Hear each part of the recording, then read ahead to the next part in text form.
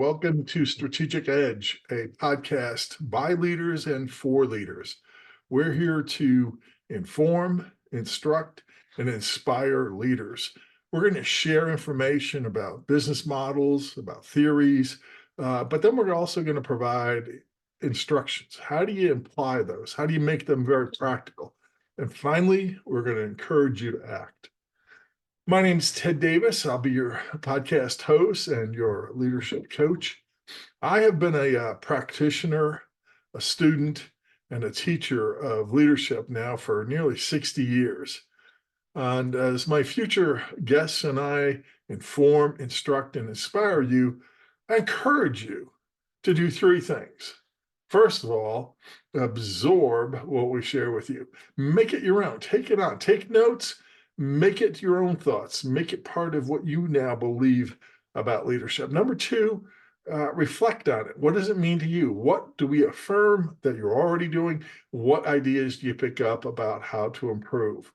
And then thirdly, we want you to commit. Commit to an action plan so you can continue to move forward.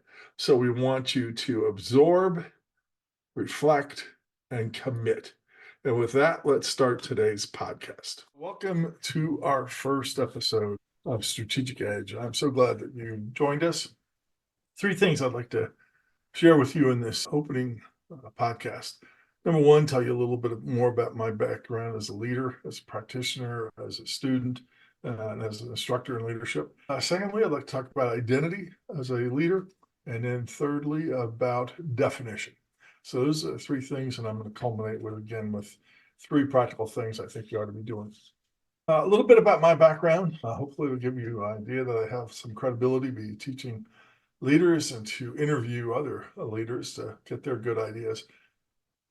I think back, and the earliest recollection I have of being a leader was being a patrol boy in elementary school. I don't know if you ever did that, but back in the early 60s, those days, we had what was called free range parenting.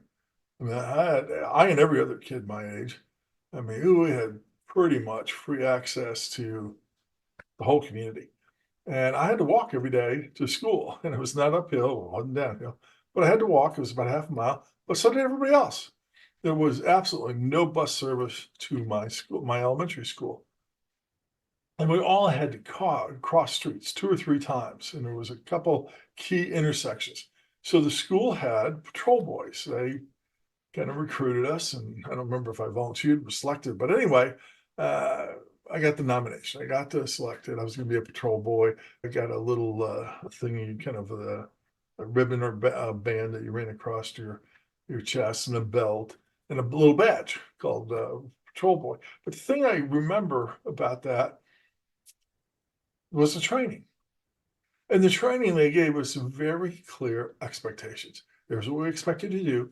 Here's how you behave yourself. And as I recollect it now, 60 years later, their definition of here's how you do it was always in the affirmative. Here's what you do. They never talked about what not to do. It was always here was the behavior we're looking for. So it's clear expectations, and there was clear enunciation of the desired behaviors. And shortly after that, I used to go to the YMCA every Saturday. Every Saturday, it was a 2-mile hike by myself down there to go swimming, play in the gym, play shuffleboard, watch movies, all sorts of wonderful. That's how I spent my Saturdays. It was a great time as a young kid. But in the summertime, they had a day camp, and I was selected. I was probably 10 years old, maybe, to be a day camp counselor. So I was going to, be overseeing 6, 7, 8, 9-year-old boys. And again, there was training. Here's what we want you to do. Here's what it looks like. They ran us through it. They took us out to the site. And for a week, Monday through Friday, I'd meet the bus in the morning.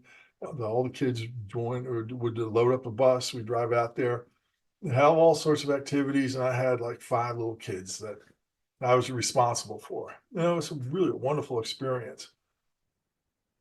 And then in church youth programs, a little bit older, but then I became a leader in each of the youth programs and kind of the president of the group or whatever the title was.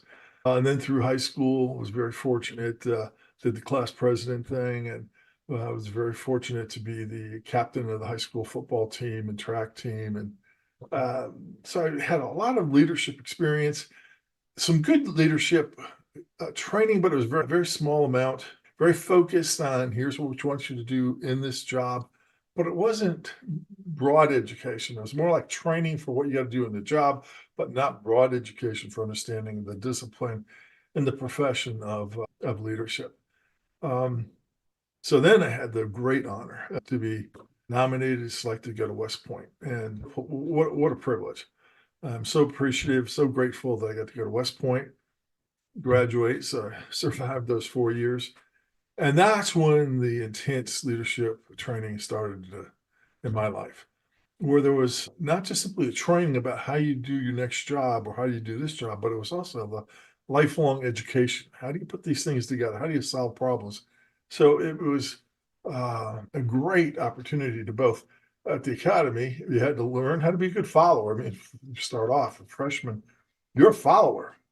Then you get a little bit of leadership experience as a sophomore, called yearlings, and then your junior year we called cow year, and then of course as a firstie. So it was a great, great leadership education, wonderful experience, and I'm deeply appreciative of both the opportunity and of the leaders that I learned from.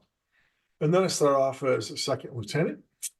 Somehow survived that. When I think back to some of the dumb things I did as a second lieutenant, amazes me that I survived. But I had good non-commissioned officers who would pull me aside, give me a little bit of a coaching. So I was learning by doing, learning by getting advice, getting correction, getting observations from other professionals, be those non-commissioned officers or fellow lieutenants or the company commanders I worked for, the colonels and so forth. And so I had a wonderful 22-year career in the Army. It was just a pleasure to work with American soldiers, American servicemen. The things I was able to accomplish, the assignments I had, the education, the learning. It was some of the great leaders that I worked for. Just wonderful, wonderful 22 years. But when it came time to finish, every military career has a mortality. You got to know when yours comes about. Recognize it was time for me to move on, and so I did, and moved into the civilian sector. And the challenge then was to just take all of that strategic knowledge, that leadership skill and abilities that I learned in the academy, 22 years in the Army.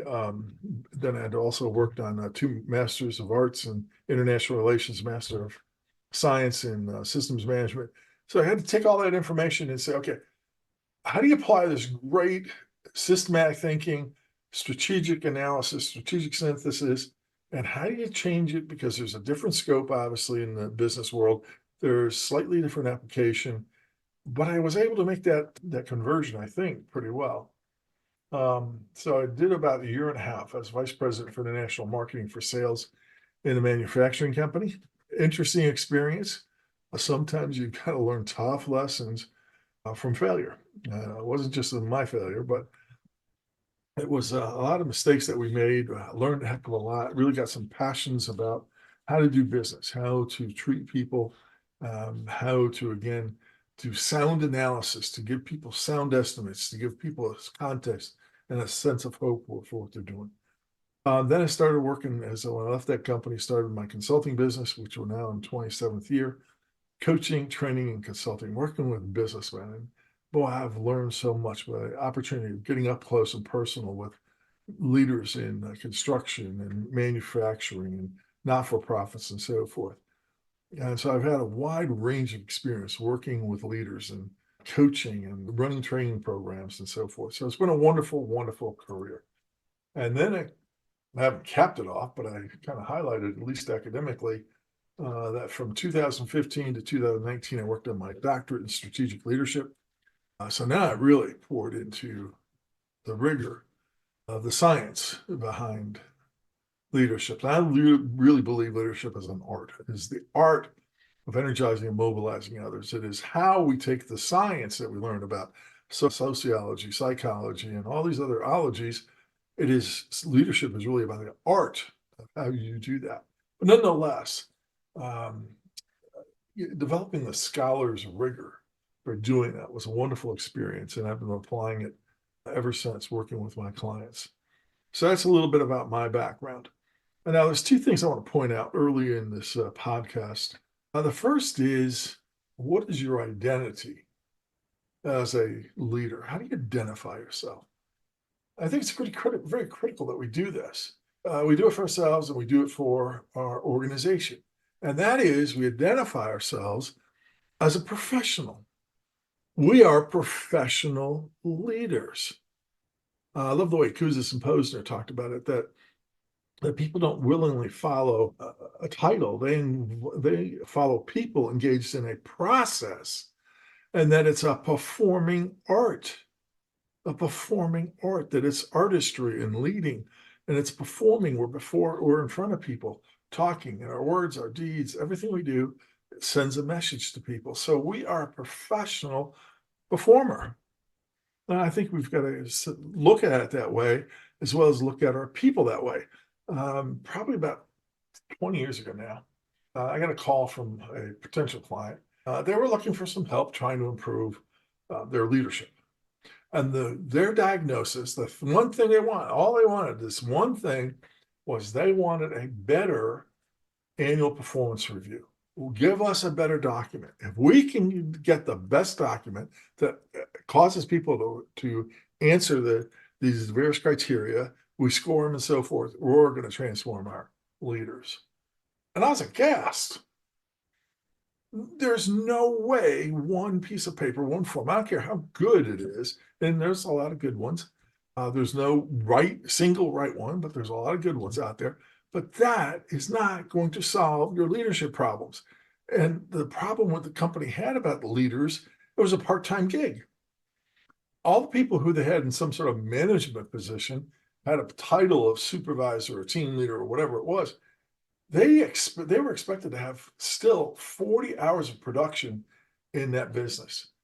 40 hours of billable time of producing a good services, being a leader, working with people, supervise, whatever you want to call the activity they wanted from these managers, leaders. It was part-time. It was in addition to. And see, they did not consider leadership to be a profession that had to be honored, that had to be developed. Now, what makes a professional? Number one, there's a criteria. At some point in time, somebody figured out you have the potential. You have the ability. So in my case, I was going through a selection process to be able to go to West Point, to be able to be commissioned. There was a rigorous process, and that was great. But oftentimes, being selected to be a manager, and by extension, hopefully you're going to be a leader, you're going to develop the leadership qualities to go with it, because there is a difference between being a leader and a manager. But you've got, at some point in time, to get that, you've got to pass somebody's criteria about what I'm looking for. So I think it's very important that, number one, you consider you've crossed somebody's threshold of being qualified to at least start the journey as a leader. Then the second thing I would say about what makes this a profession is that there's a unique body of knowledge. There's a body of knowledge that we ought to be studying throughout our whole career. And I've been at it, as I told you, about 60 years now, and I continue to study, and I always will. This is lifelong learning. But there's a body of knowledge about human behavior. That's part of being a profession. You got to study the craft. And I just work with so many students and so many leaders, and it always amazes me how many of them, for example, I had one in the last company that I was working with, and a young man had never studied it, but when he started reading books, he got excited about being a leader. And his excitement about the leader became contagious, because it was not just simply that he was leading and directing people, but it was how he was doing it, how he showed compassion, how he showed a discernment. And as he had more and more of a passion for his role as a leader, and he understood the role of a follower and understood that relationship, the more he studied it, the more he became proficient at it. And definitely the guy's become a lifelong learner. So there's a body of knowledge, and we need to be a lifelong learner of doing that. And then lastly, to be a profession, there's a higher standard. That we're at a higher standard. I'm sure you've struggled sometimes, right? And I've seen this. I had a case a long time ago. I'm trying to work with a first-time supervisor, and he had been a partner. Everybody else, there was 4 people on the team, and now he's made the leader of the team. Well, then you apply the rules, right? He was with all the other 3, breaking the rules, and now he's got to supervise and enforce the rules. Whoa, that was tough.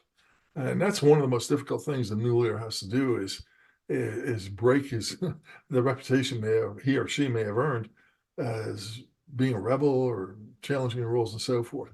But now people are looking up to you. Are you applying the rules? Are you being fair? So there's a higher standard of performance. So that's the one thing I want to emphasize early on is you've got to identify yourself. You've got to identify the managers in your organization as a professional leader. That's your identity, professional leader. The other thing I'd like to share with you today is I think it's very important is that you have a personal definition of leadership. Whether you've been leading for 50 years, 60 years, or you're just starting out, what is your definition of leadership? I encourage you, be reflective. Think about what are my actions? So a good definition of leadership should have 2 or 3 action verbs. You encourage, you empower, you inspire, you provide, you guide, you direct, any number of things. You figure out what it is. Influence, if you want to use John Maxwell's one-word definition of leadership, great idea, a nice shortcut that John Maxwell has. He says leadership is influence and influence only. I don't think that's quite accurate, but it's a good technique. But anyway, figure out what are the actions that I do, and then what are those verbs? And then all those verbs, what you do is through others. So you want to talk about who they are, what their role is, and then what are the outcomes? Because I think in every definition, there is a leader that's implied. There's a leader, there's a follower, and there's results. When I was taking my doctoral program, a couple of my professors had done a study together, and they found, I think it was close to 11,000 definitions of leadership. And they tried to take and reduce all of those 11,000 into one. And it was like 70 words. I mean, it got lost. And they knew that, and it was just kind of an exercise to show. Now, sometimes in our definition, we try to cover too much. But in your definition of leadership, think about what are the action verbs that you need? What are the outcomes that you want? How are you going to define those? My personal definition of leadership, leadership is an art of mobilizing and energizing others to want to strive for and achieve shared aspirations. That's the end state. Now, if you want to know more about how to do this, I've got a worksheet and exercise for it. So send me a text message at 913-306-1499, and I'll send you my worksheet. Just send the text and say podcast follow-up, send definition. Please provide your name and your email address. Obviously, I'll capture your phone. So please do that. So the 3 things I really want you to be able to do today. Number 1, identify yourself, identify your people as a profession. And now that you've defined it as a profession, start to think about how am I going to develop these careers? I've defined it as a profession, just like you're going to have a career track, a professional development for your accountant, for your salesperson, for your lawyers, whatever it is, do the same for your professional leaders. Secondly, as I said, practical thing I want you to take away from today, draft your personal definition of leadership. Again, send me a text, 913-306-1499, and I'll send you a worksheet to be able to do that. Now, the third thing I'd like for you to take away, and this is kind of be a preamble to future podcasts, but I want you to start thinking about it. I want you to think about being intentional. How are you going to be intentional about the benefit people get from being under your leadership? So that's the question I want you to answer. Think about what is the benefit to being under my leadership? I am convinced we have to be intentional about what the benefit is that people get from being under our leadership. So those are my 3 practical actions today. Thank you so much for joining me, and I look forward to seeing our next podcast. now got 3 ideas of what to share from today's podcast. So again, what I'd like for you to be able to do is take those ideas, make them your own, reflect on them. What do they mean to you? And then thirdly, commit to an action plan. Commit to actions that you can take to apply what we've talked about today. If you want help, if you want some ideas, if you want some accountability, please contact me. Contact me by sending me a text, 913-306-1499. Put podcast follow-up in the text message, and I'll get back to you within 24 hours. Thank you so much for listening today, and I'll see you on our next broadcast.